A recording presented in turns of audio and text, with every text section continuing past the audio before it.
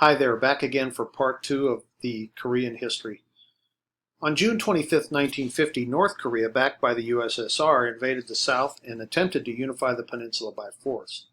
The People's Republic of China intervened on the side of North Korea with hundreds of thousands of combat troops. And you remember Mao Zedong's son, Mao Anying, was killed in that combat. So now we're talking about the two Koreas. Since 1953, North and South Korea have evolved from a common cultural and historical base into two very different societies with radically dissimilar political and economic systems. North Korea developed into perhaps the most isolated and controlled of all communist states, and even 10 years after the collapse of the Soviet Union, shows little sign of political and economic liberalization despite severe economic hardships.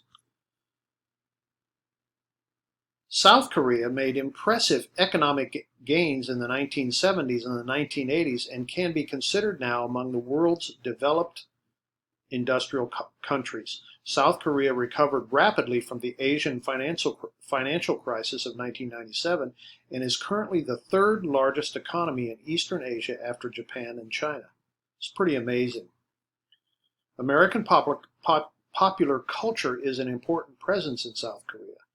South Korea has developed its own distinctly Korean forms of popular culture. After Kim Dae-jung became president in 1998, he attempted to bring more regional balance to economic and political development in South Korea, but regional identification and prejudice still remain strong. The division of Korea into North and South was imposed upon the Korean people by outside forces, and many, if not most Koreans, insist that the two Koreas must one day be reunited. Finally, in June of the year 2000, the leaders of North and South Korea met in Pyongyang in the North to discuss improving North-South relations.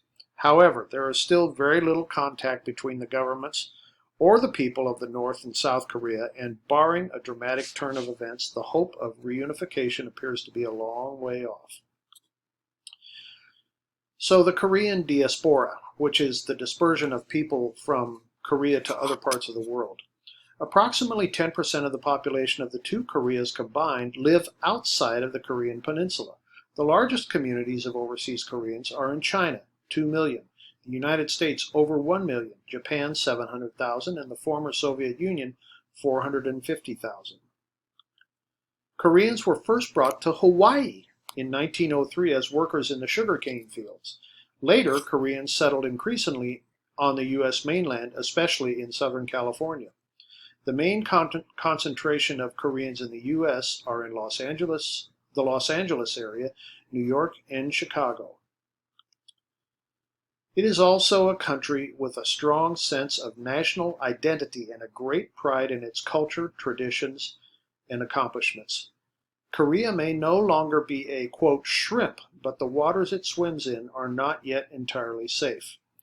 So that concludes the timeline of North and South Korea, and I urge you to read the entire article, but I've highlighted certain things which I believe are the most relevant. All right, thank you.